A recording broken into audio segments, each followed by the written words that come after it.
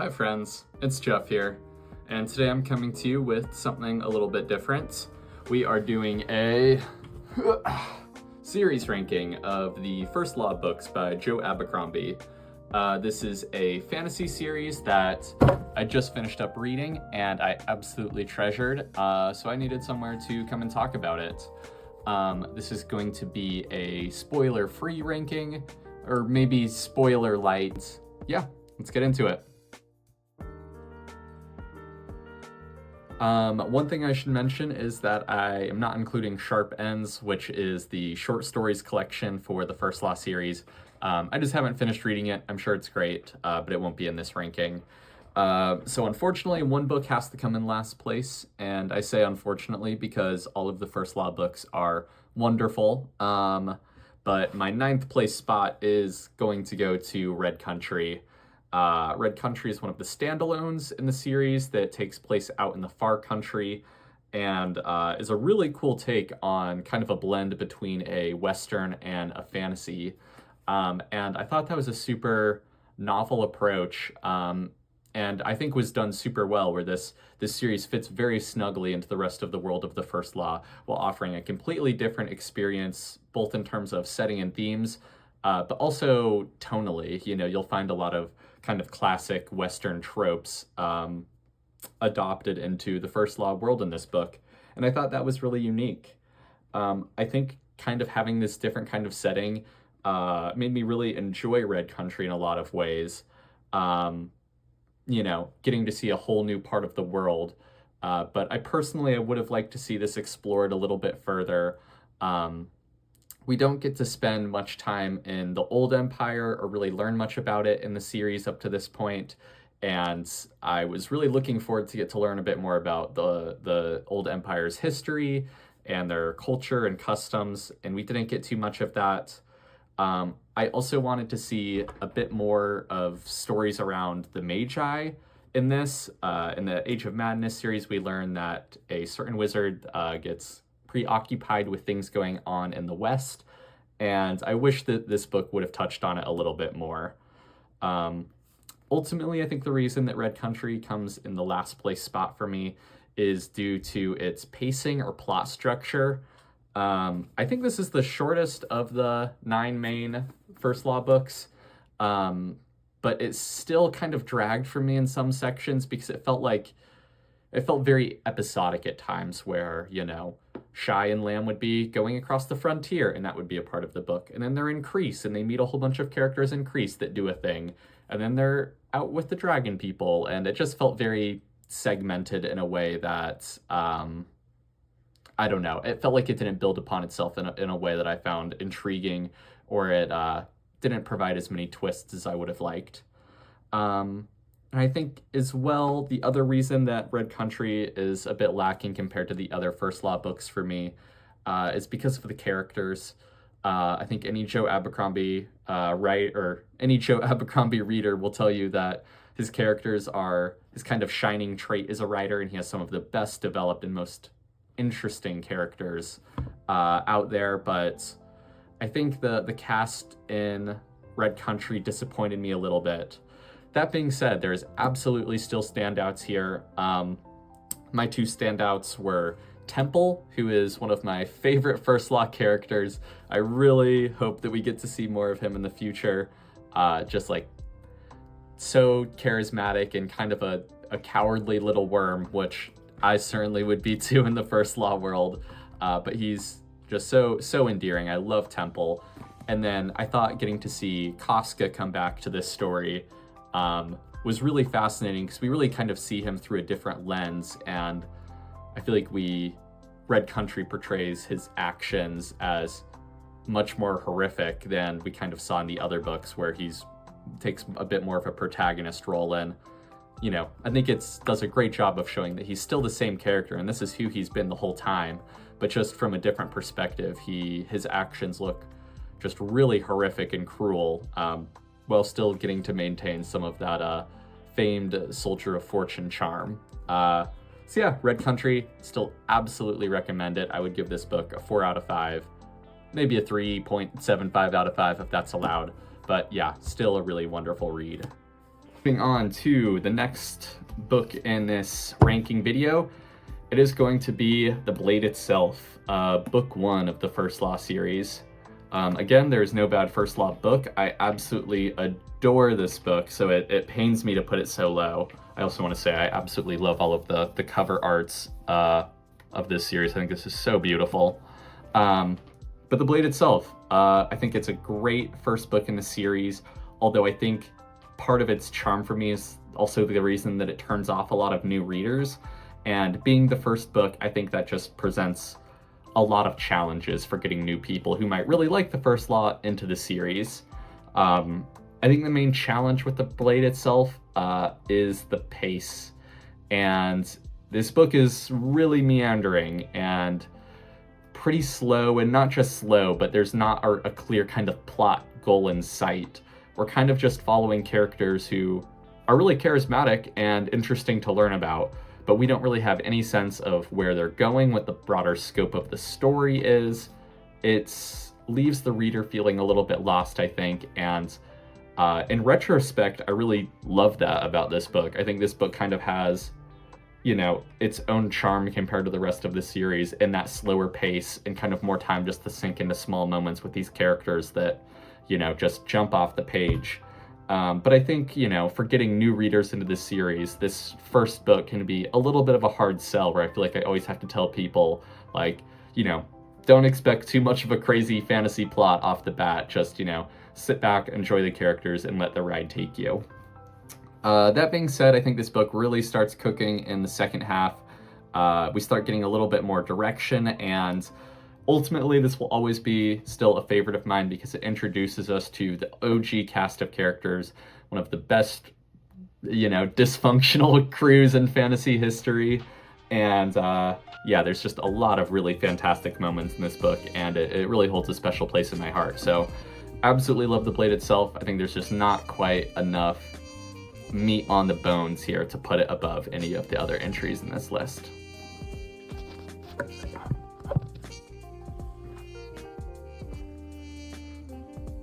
All right, moving on to my 7th favorite First Law book. The next one up is going to be Wisdom of Crowds, which I think might be a little surprising to some people. This is the 9th and final book, or most recent in the series up to this point, and the conclusion of the Age of Madness trilogy.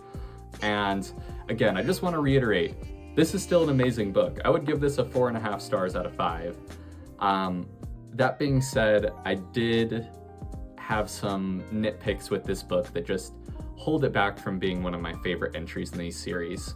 And I think some of these problems might just originate because this is the concluding book of the Age of Madness trilogy and the First Law series as of right now. So some of my frustrations might be just that I was hoping for a little bit more payoff than what we quite got here. But it's still a wonderful book. So let me get into some of the details. Biggest strengths in the Wisdom of Crowds is, I think, the character work. All of our main cast of characters in the Age of Madness get absolutely brilliant character arcs. I think, you know, they're both very classic Joe Abercrombie, but still, you know, completely unpredictable, super believable and realistic, and just, you know, all of these characters that you just live through these moments with them, and they become so developed and so multifaceted, and just, you know, some of them you start out loving and end up fucking hating, and then some you start out hating and end up just absolutely adoring. So the characters in this were wonderful. I thought a lot of the political commentary in this book was really on point. That's going to be a consistent praise I have of the Age of Madness trilogy as a whole. I think this is Joe's sharpest writing, both in terms of plot structure and pace and characters. These books are just so tightly written. But beyond that, I feel like his political commentary on revolutions and industrialism and capitalism is just super on point with this book. It made for a really fascinating read. Beyond that, again, some of my frustrations come down to this not quite giving me all of the meat of a conclusion or a finale that I quite wanted. And some of these frustrations I had with some characters and their roles in the story. So a few examples while keeping things spoiler free. Orso is one of my favorite characters in all of the First Law, and while I think he has maybe one of the best moments or best lines, "How's the leg?" in this book, I think that, most of his time here felt a bit wasted, or, he didn't have any agency, and it felt a little disappointing maybe because of that. I think another character who I would have liked to have seen just a little bit more plot-wise with was Rika. Again, I adore Rika, one of my favorites, but I would have liked to have seen the kind of story in the North end up tying back into kind of the story in Adjua a little bit more tightly near the end. And I know there's a little bit of wrap up there, but I think with the kind of prophecy that takes place in the Age of Madness, I was expecting a little bit more of a bigger payoff. And while we certainly get it, I think I was just a little underwhelmed with what kind of the end reveal was. That being said, this book does not shy on the reveals, There was a ton of twists in the last 100 pages of this that just had my jaw on the floor. There's things in this book you will not see coming that are really interesting. This book does a great job of kind of mirroring the first trilogy and a lot of the character storylines and overall themes of the first trilogy, while still feeling wholly unique. So yeah, The Wisdom of Crowds, it's still a great conclusion. Age of Madness is a wonderful trilogy. I think it just, some of that kind of bigger First Law world building and, bigger events and conclusions I wanted to see, and I just didn't quite get that. And I just wanted some of my favorite characters to get just like a little bit more shine, or, a little bit more to do in this book. That being said, it's still wonderful, 4 out of 5 stars, or 4.5 out of 5 stars. Great read. All right, moving on to the next entry in this series, we have A Little Hatred up next, and it pains me to have A Little Hatred this low in the ranking. Again, it shows you how good this series is. This is a 5-star book for me. I adore this book, so I just want to set the stage there of this is an absolutely fantastic book, and it's a benefit of reading First Law that all of the books are amazing. So what do I feel about A Little Hatred? I think this might be one of the strongest, if not the strongest, first books in a series that I have ever read. Technically this is, still in the same universe, so it might not be, quite fair to give it that title, but the way that it takes the world of the First Law and brings it into the Industrial Revolution, and, how we see that play out and the consequences of that and how much the world has changed, since our previous trilogy. It's just fascinating, and A Little Hatred just does such a good job of bringing you into that world. Beyond that, this introduces our Age of Madness cast of characters, which are all wonderful.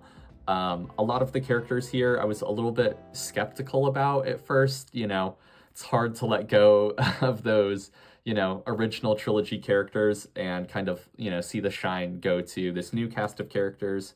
But they are all wonderful. I think the main cast of characters in Age of Madness is actually maybe a touch stronger than the original trilogy, or at least the average. It kind of averages out to be a little bit stronger. But particular standouts for me are Savine, Orso, and Rika. But got to give Clover a shout out to, and Vic, although I think Vic doesn't have quite as much to do in this book. Vic becomes one of my favorites as well. Let's see, I feel like I'm just rambling about this one, but I think A Little Hatred, one of the main sticking points for me with this book, of reasons that I love it, is there's just some scenes in here that just take my breath away. Both some of the set pieces, Savine and Valbec is a big one that stands out, of just being like blood pumping and just like, really putting you in the shoes of a character in a really terrifying situation. But also some of the smaller stories here. I think this is easily the strongest showing for Gunnar Broad in the Age of Madness. I think his character arc ended up being a little disappointing for me later in the series, but in this book, he was one of my favorite characters. That first introductory chapter to Broad in this book just broke my heart just in one chapter. And then another one that really stands out is, when he's kind of getting introduced to the Breakers, and there's that scene of, a child worker in one of the manufactories getting stuck in a vent or a pipe. This scenes like that just sunk me and do what Joe does best of just, hitting you deep emotionally, sharp political commentary in here. Just the writing in this book is a next step up from all of the books that came before it. It is so tightly done. Just so many little moments that stand out, absolutely amazing book.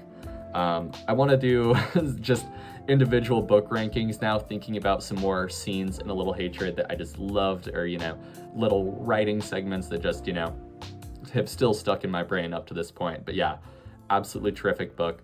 5 out of 5 stars. All of the rest of the books are going to be 5 out of 5 stars, but yeah, just one of the best introductions to a new cast of characters and a world going through industrialization. So couldn't recommend this one enough. Okay, next up in 5th place we have Best Served Cold. This is the first of the standalone trilogy. I think it's the Great Leveler trilogy. And this book is awesome. I think Best Served Cold I actually have more problems with than I think most Joe Abercrombie books. There's also just so much in this book that I adore that it kind of balances out to a point where I think the overwhelming strengths make up for some of the little flaws I have. So let's get into it. I think a lot of my enjoyment with this book, but also my problems, come with the pace and the length of it.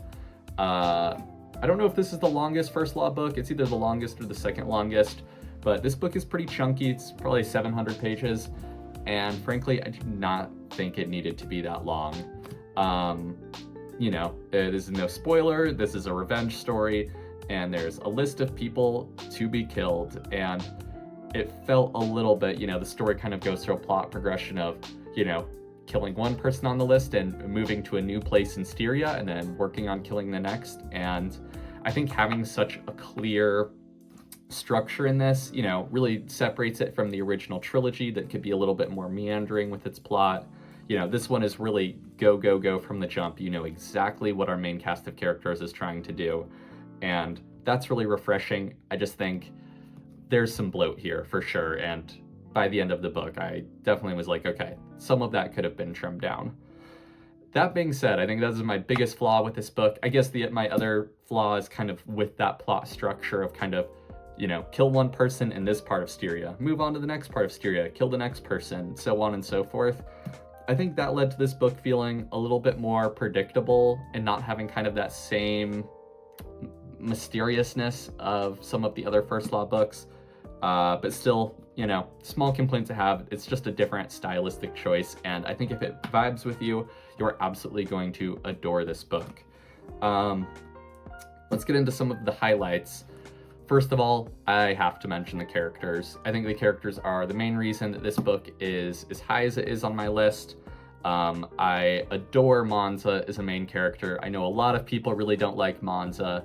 And I think that's a little bit of the point, but I just constantly was going through cycles in this book of fucking hating Monza and then liking her. I couldn't help but smile whenever she was on the page, and I think she just has so much character and it just really pops.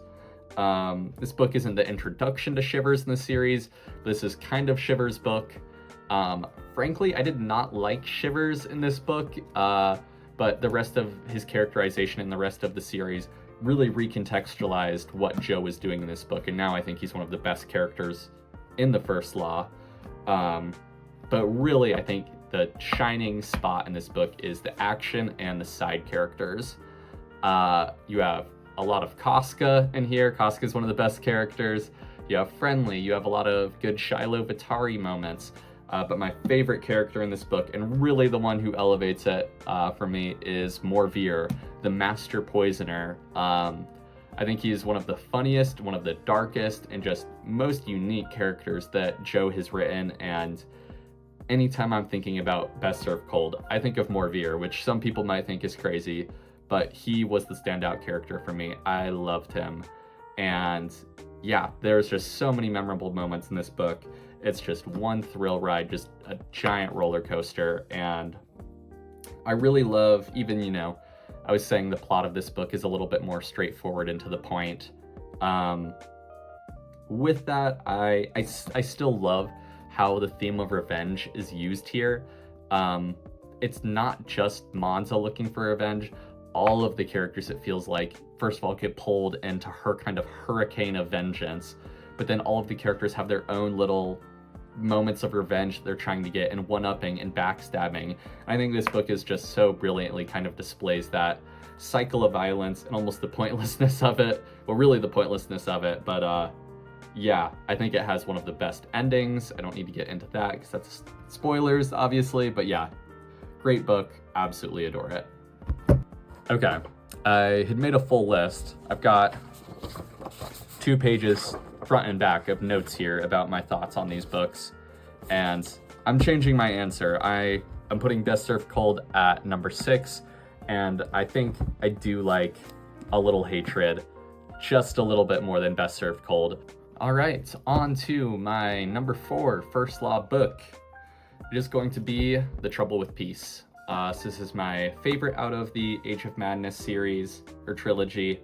And I think the main reason for that is this book just has so much meat to it. If you like political scheming and backstabs and planning and politicking in your fantasy books, this is the book for you.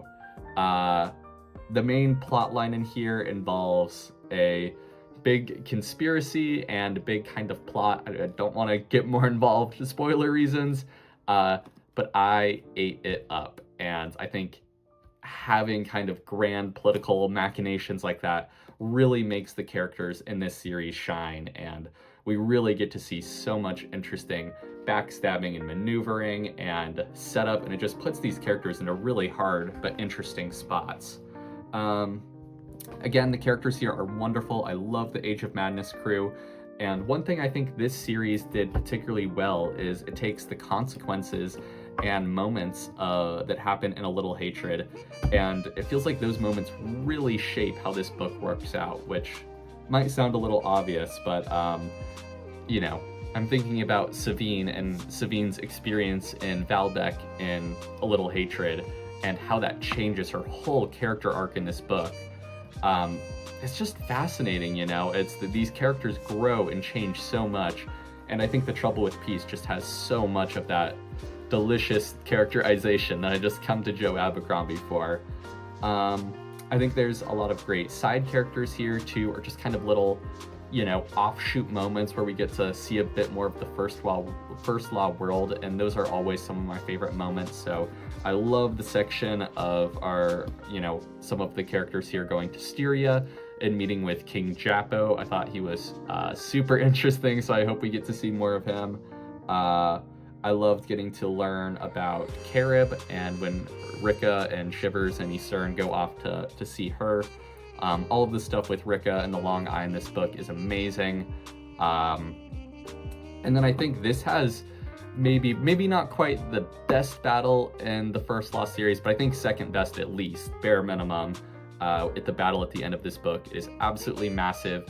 All of the characters, their cards are on the table and the consequences are big and you feel them. And this battle scene and the way it's written, it's easily the best written battle scene that Joe has ever done.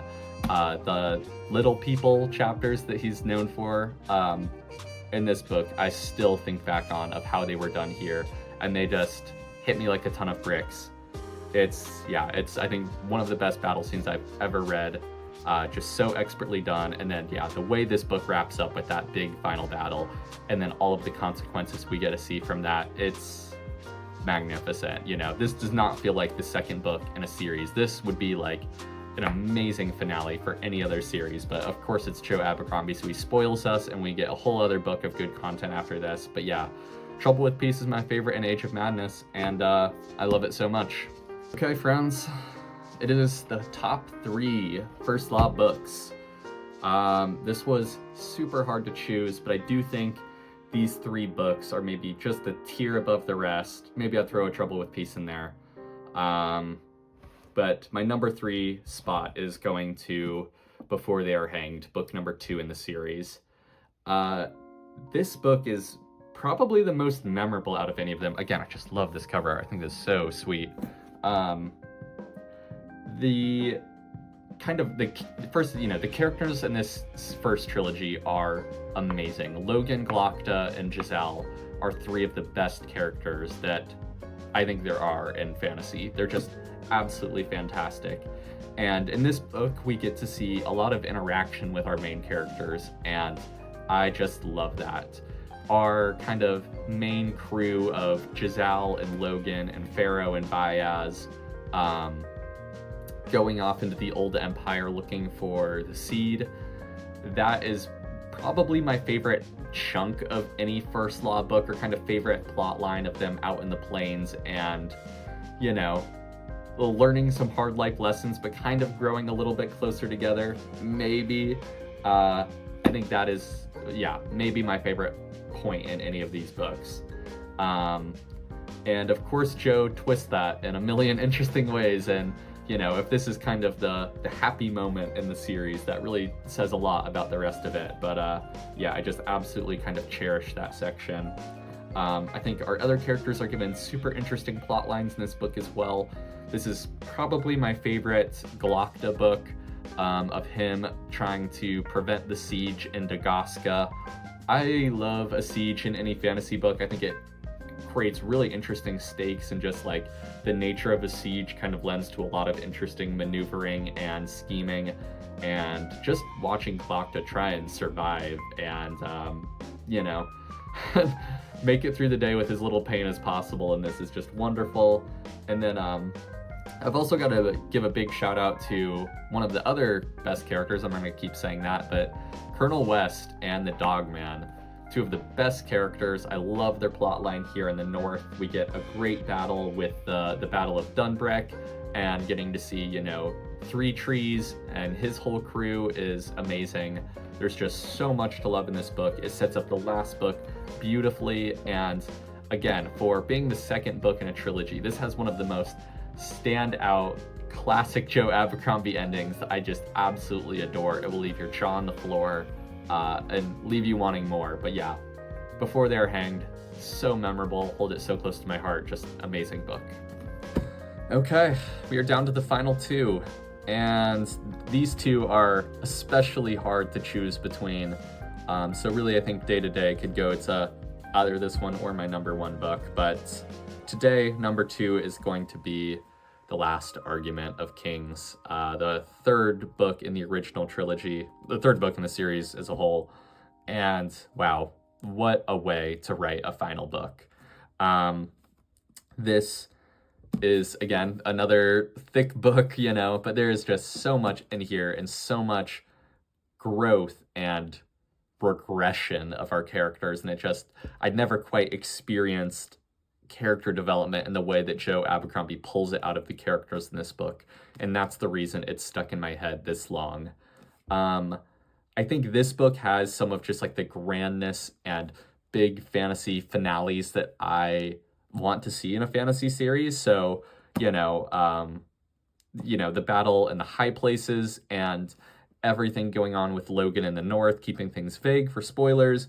That all I thought was amazing, and really kind of changed my perception on his character, and, it really made me think a lot deeper about how I was reading these books.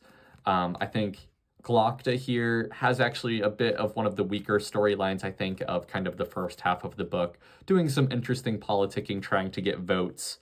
But in the second half of the book, Glokta finally starts getting some answers and unraveling the whole kind of grand conspiracy that has been hidden under the surface in this original trilogy, and getting to find out some of those answers with him and put those puzzle pieces together was just absolutely brilliant. I think Glokta as a character from an emotional angle gets a ton of really great growth, especially, again, in the second half of this book.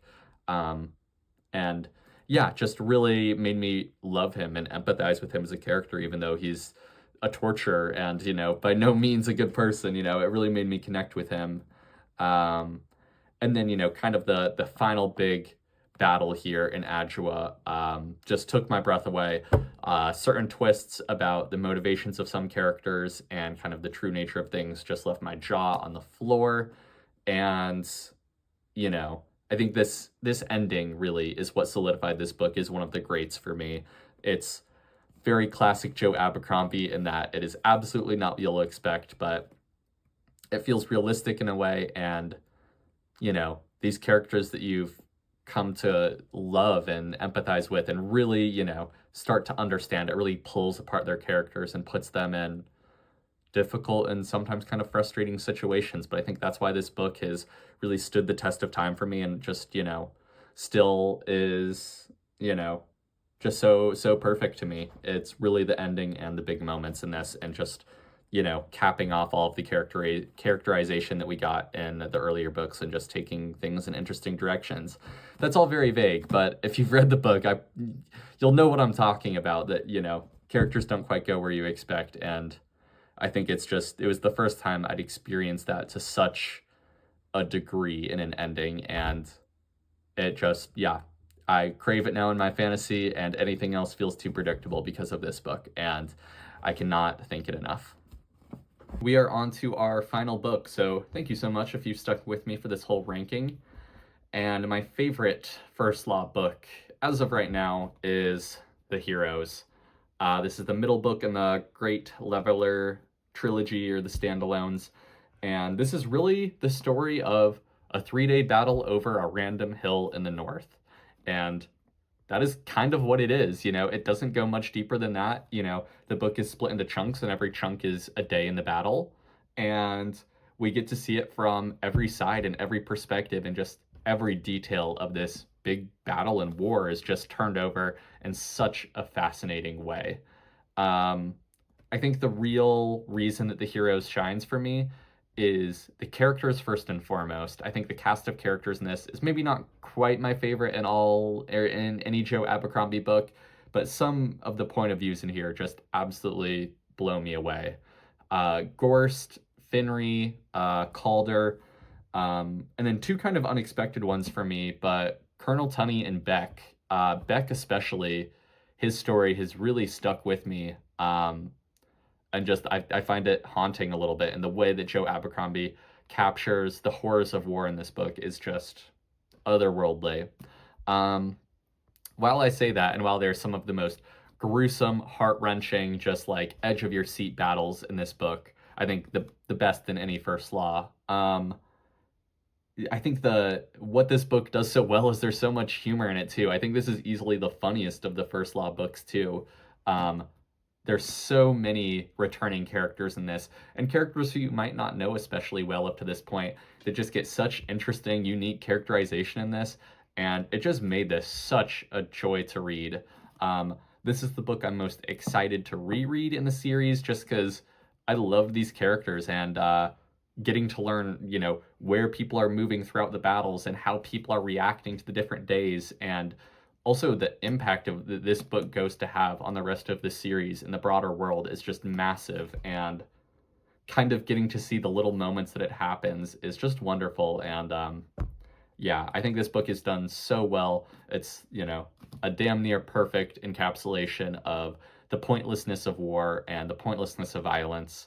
It really was just a hill at the end of the day. And yeah, I could not recommend this book more highly.